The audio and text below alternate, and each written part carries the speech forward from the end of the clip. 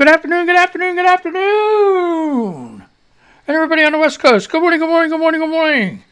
And everybody else in between this great big beautiful country of ours. How the hell you doing? What's up? What do you know? What do you say? What's happening? Oh my gosh. What a day, huh? Holy crapperoni.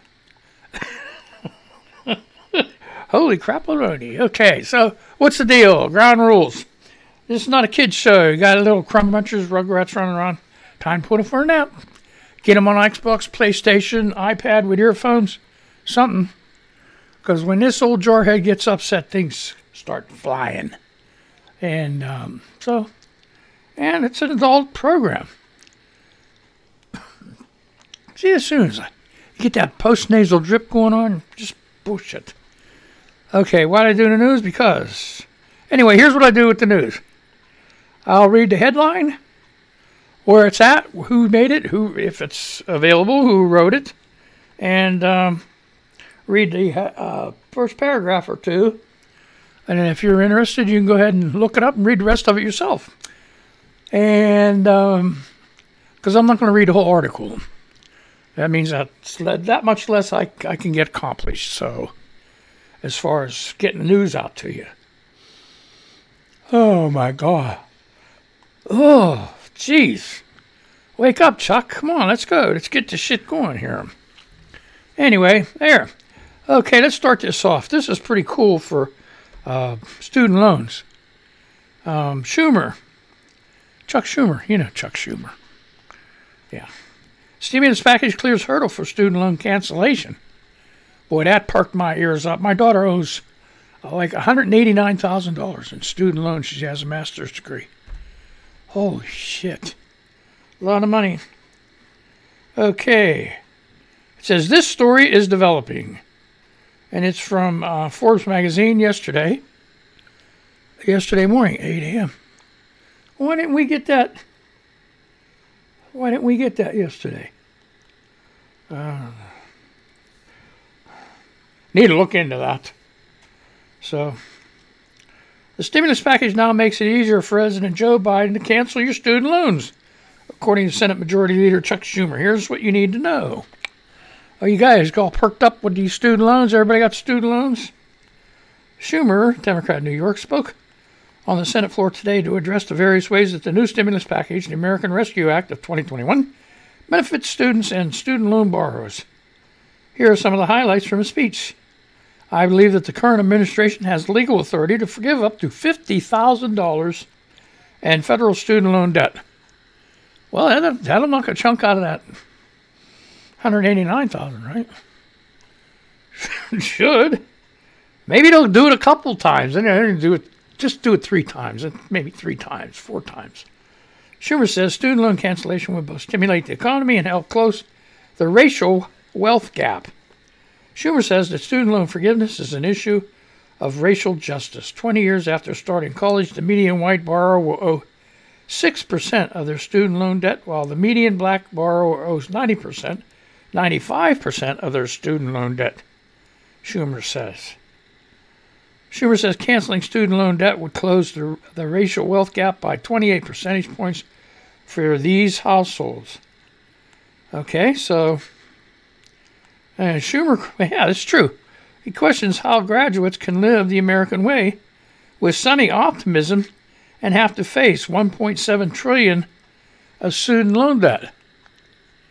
You know, maybe that should be the next stimulus package. We did a $1.9 trillion, right?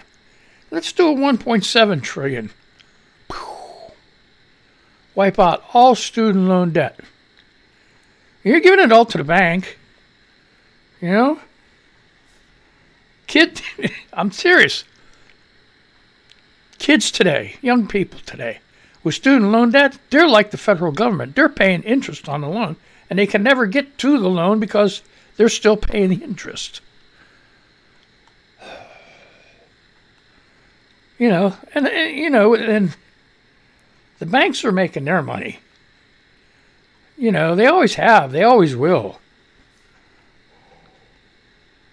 So, yeah, okay. So you really, in a way, the government would be giving it to itself. cancel all this, pay off all the student loan debt. $1.7 trillion. And all these people would be free to spend their money in the economy to buy better cars, better houses. Even maybe some people can get to buy a boat or something like that. A pool table, swimming pool, tennis court. I don't know, ping pong, For us, it would be like freaking badminton. We'll do that. Well, I'll go with badminton. When's the last time you had a good badminton set? You had little birdies. Oh, my God. You could let them things fly away. I love smashing them straight ahead. People... but the thing with you got to take the net down to do it, Because with the net up, you got to hit it up over. That's not fair. Even when you hit it up over and they're doing like an outfielder, and there it goes, lost it in the sun. So that's another thing with badminton. You got to choose which side you're going to be on. You got to look where the sun is. When it's cloudy, you got no, When it's cloudy, you get a gray birdie. And then they can't tell, oh, I lost it in the clouds. Get out the spray paint. Spray a couple of them gray. No, don't do that. They won't fly too good.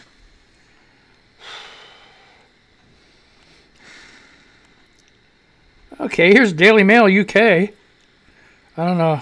It's just historical. Okay.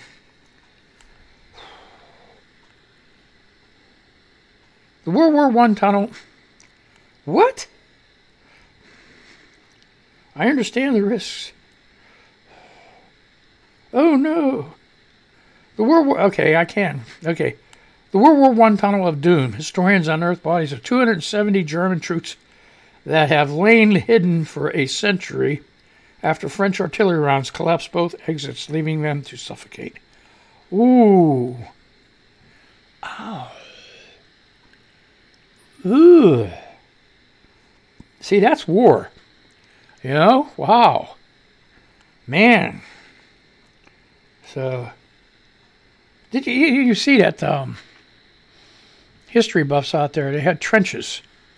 German side and the Allies. British side, okay?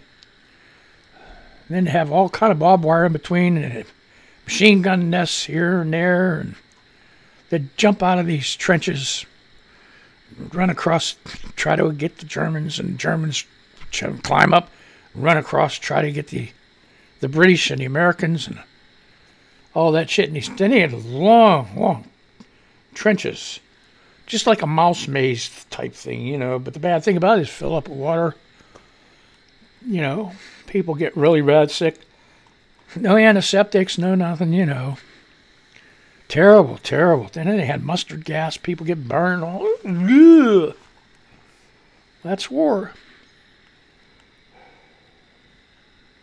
And then Vietnam had bungee cord, bungee things in the ground, and you got bungee stick and step in that damn thing and they cut it with shit. Damn. And them traps. Ugh. And then, Iran, Iraq, IEDs along the side of the road. Controlled by the phone and stuff like that shit, Okay. Okay, that's enough of the war shit, fucking shit. So. Uh-oh. Fox News 3 days ago. It's got to be Fox News. Oh, my God. Okay.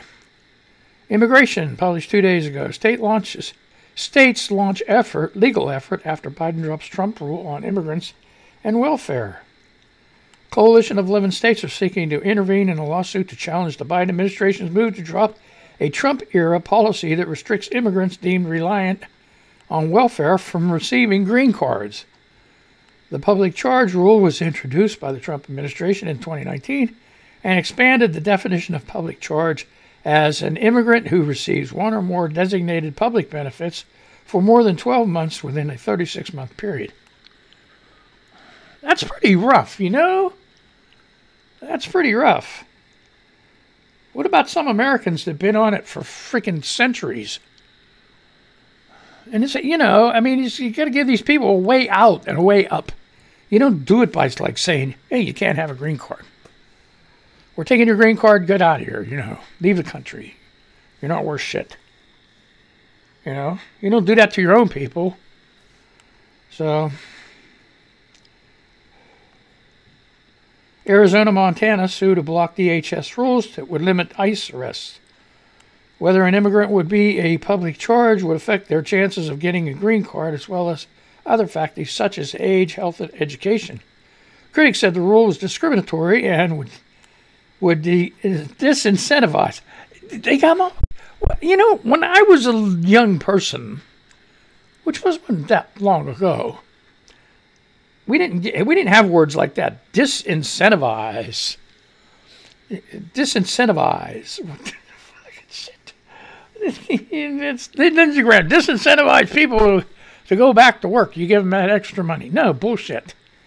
Every state that I know of, you on unemployment and you refuse work, they kick you off. So you're done. You don't get that extra money. You don't even get unemployment if you refuse work. You can't say, well, no, that's, you know, I'm making more on unemployment. Don't work that way. You have to accept work if it's offered to you. It has to be comparable to the work that you already are doing, or just like the work you had been doing. Does that make sense? Yes, it makes sense. Okay, critics said the rule was discriminatory and would disincentivize struggling immigrants from claiming the assistance they need, and launched a legal fight against the move that went up to the Supreme Court. Okay, the Biden administration announced recently it would no longer seek to defend the rule and dropped its legal challenges. Oh my gosh. Biden's 100-day deportation moratorium indefinitely banned by judge. Continuing to defend the rule is neither in the public interest nor an efficient use of limited government resources, DH said in a statement. Okay, so that's that. How about that Psaki voice? She's great, ain't she? Wow. There are more Fox News, Psaki. John Michael Rush, Fox News, wrote this, and 21 hours ago, okay? Psaki acknowledges big problem at border, blames Trump administration. Psaki insisted, we certainly do have situation under control. White House Press Secretary Jen Psaki, I'll get it out of here, folks. That's why you call it the Mangled News, see? You just fuck it all up. Excuse my language. Anyway. White House Press Secretary Jen Psaki on Monday referred to the influx of migrants at the southern border as a big problem and blamed the Trump administration for an unworkable system following weeks of the Biden administration refusing to call it a crisis. We recognize this is a big problem, Psaki said during a briefing with reporters.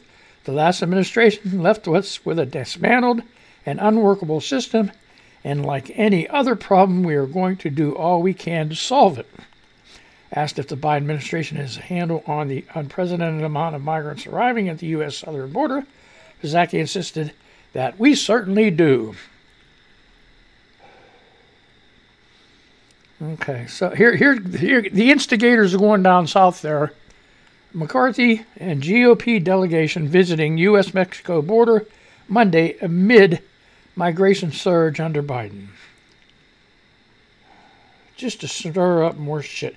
You know, instead of trying to help solve the problem, they inflame the problem. What is this?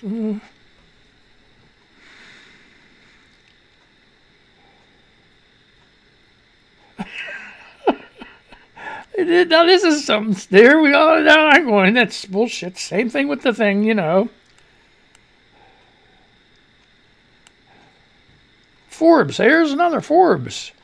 If there really is life on Venus, we could be doomed.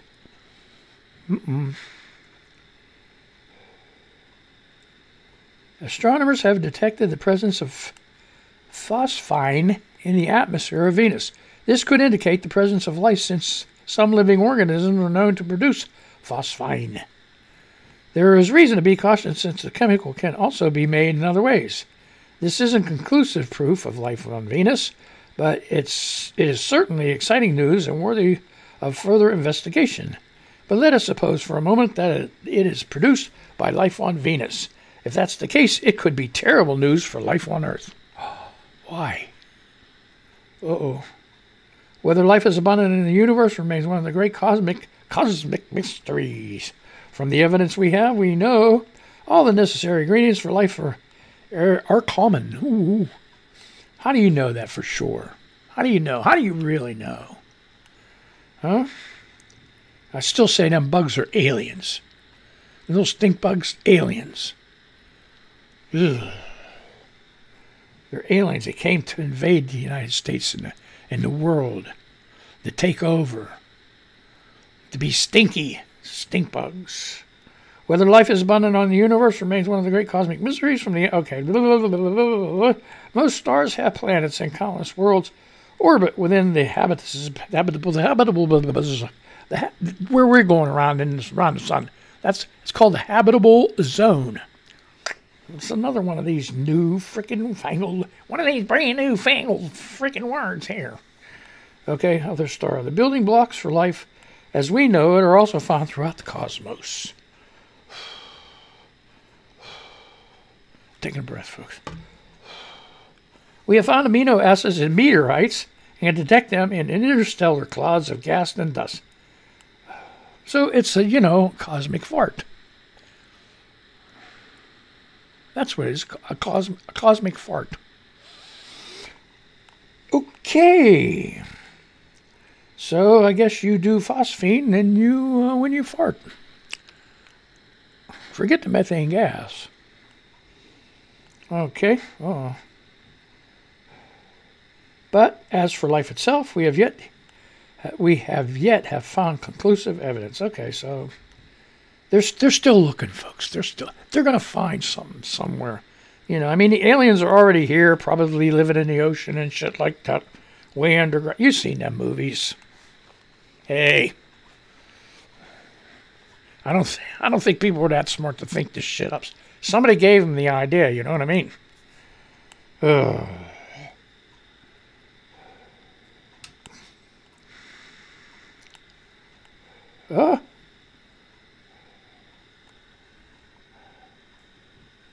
I don't know. Come on. The Daily Beast 7 hours ago. I don't know how true this is.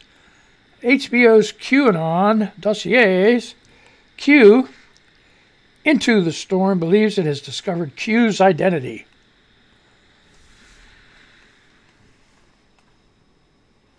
How did they know? The 6-part dossier premiere. No, it's a docu-series dossier. What the... Give me some... Oh, man. QAnon docu-series. It's a docu-series. That's another one of them new fucking words. Excuse my language. The 6-part docu-series premiering March 21st, 5 days from now, on HBO examines the Trump-centric conspiracy theory movement and makes a convincing case for exactly who is posing as Q. Oh, no. A mishmash of abject nonsense about global elite cabals, deep state operatives, and pedophilic child sex traffickers who consume babies' fear for its rejuvenating power.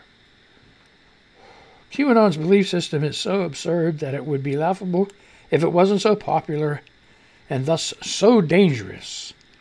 Shadow of the past 3 years, Colin Hobach's excellent Q in the Storm, March 21st, is a complex story about free speech, social media, anti-establishment fury, white nationalist intolerance, crackpot fantasy, and anarchist villainy, all of which contributed to the rise of the infamous conspiracy theory, which during Donald Trump's presidency took hold of factions of the GOP and helped fuel the insurrectionist January 6 Capitol riots, part on the ground journalistic expose, part sociological study of corrosive internet culture, and part whodunit. The six-part affair shines a spotlight on one of the darkest corners of contemporary American life. Here's the thing.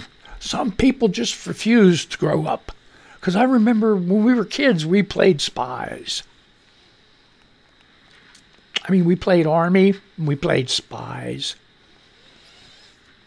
We did all kind of shit, you know, we were kids. These are green-ups. These are green grown-ups doing this shit. Give me a freaking break. It's like them kids. Are we there yet? Are we there? Am I done yet? Am we done? Oh, no, I'm just kidding. I'm having a lot of fun. Are you? I'm having a good time. Oh, there's 5 tribes in here. There's more Fox. What the hell is wrong with you people? Don't you have anything else to feed me today, Fox News? Holy shit. Give me a freaking break. Life's hard, folks. Life is really hard. They've been out to get me for years. For years, they've been trying to get me. But I won't have none of it. I won't, but don't tell them. They're making progress. Okay. This is by Paul Steinhauser, March 15th, 2021. Trump's pollster says the Republican Party is made up of these 5 tribes. So, okay. A national survey conducted by former President Donald Trump's 2016 and 2020 pollsters suggests that the Republican Party is divided into what it calls 5 distinct tribes. What are they? No.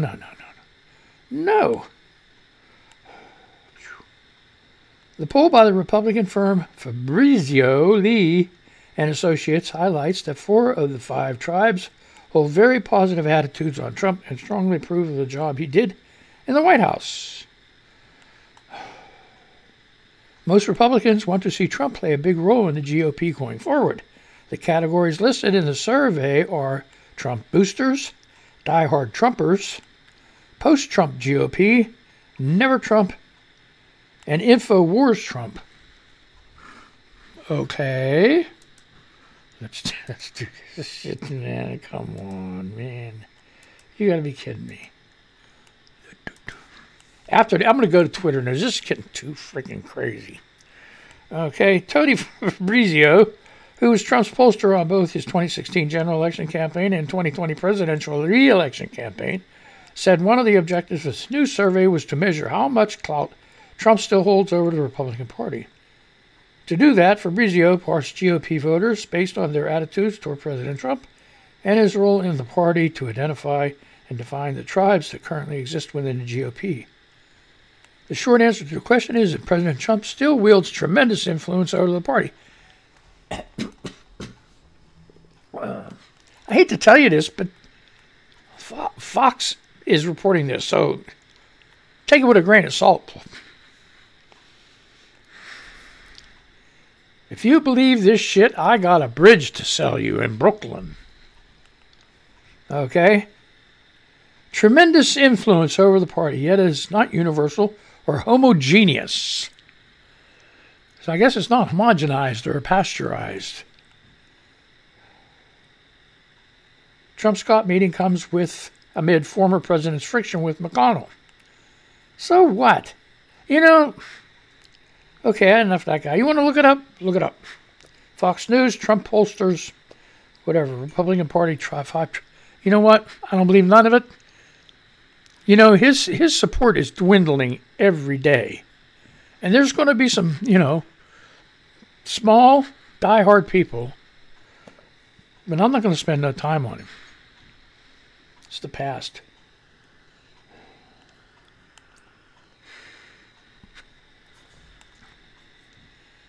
So,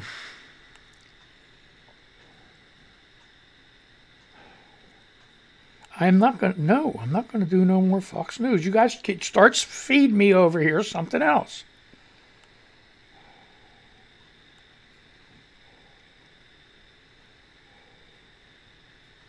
All right, I'll just give you the...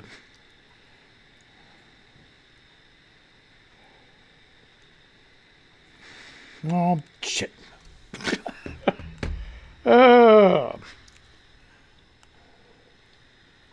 Okay, Jonathan Goldman. How you doing, John?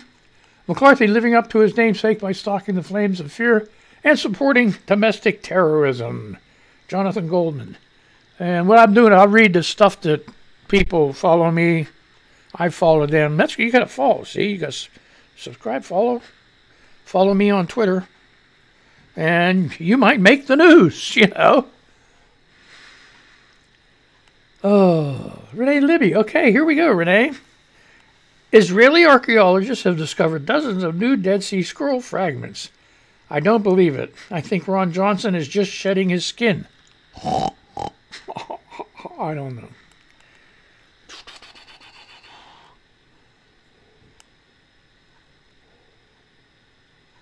Yeah, listen to this. Does Matt Getz really think that Britney Spears' relationship with her father is a national problem that warrants the attention of Congress? Really? And then that was MJR. That's Mary. Okay, and Jeannie Salad says, why does he think it's any of his business? Good grief. Lance, within the space of a few days, I've been invited to book COVID vaccinations from 2 different sources. What's that about? Promoting your company? That's what John Robinson said to him. Oh my gosh. Oh my gosh. Okay, Political Poet says, are you watching news more, less, or the same now that 45 is gone? Sherry Robinson Richardson said, less. Sorry, Sherry.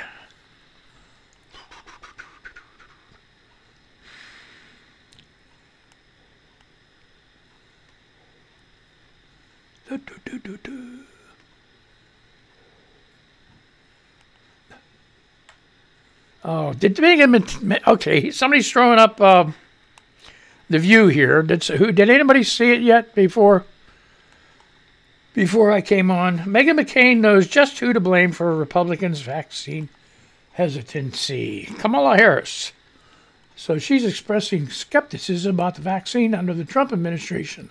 A lot of Republicans I know are expressing skepticism about the vaccine under the Biden administration. What a bitch. Okay. So that's Justin Baragona.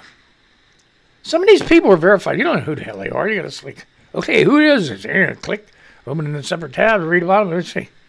So what? What did he do to get? Oh, yeah, he's got like 250,000 followers. How did you get that many followers? I have no freaking clue. Everybody that likes something that I post, I follow them. You know, if they don't follow me back, it bothers me. Yeah. But truthfully, in a way, it doesn't bother me because I have a hell of a time following the people I got right now. I mean, looking, all this shit that's coming up. Oh, boy, just a couple more and we got to say goodbye. Get ready for the Mo-So R&B show. Motown, all your favorite Motown songs. All of them. Supremes, Smokey Robinson, all that shit. Yeah. Isley Brothers. Uh-huh. Okay. Oh, King Resist. Day 8, no drinking. Go, man, go.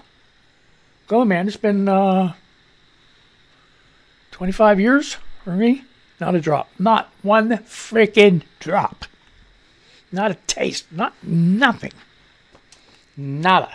Nothing. I had a hell of a time getting there 25 years ago, but I got there. Why are Republicans pushing amnesty for illegals while we have a crisis on the southern border? What the hell is he talking about?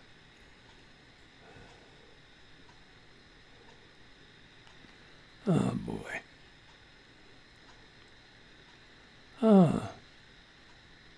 Okay, yeah, Lincoln Project. Here we go. These are big people. And its time's up. It's simple. Corporations shouldn't support politicians actively working to pass voter suppression bills. Yes, absolutely right. Yeah, I can't believe this. If this shit was going on when I was a kid. You know, this voter suppression, segregation, all this other crazy shit, man. What the hell? You know what? You want a white supremacist? You want a white? Go to freaking Russia. You know, go to Siberia. Go someplace. Just, you know, it's over. The battle is lost. You lost. Forget it. Get it over with. George Wallace realized that after he was governor of Alabama.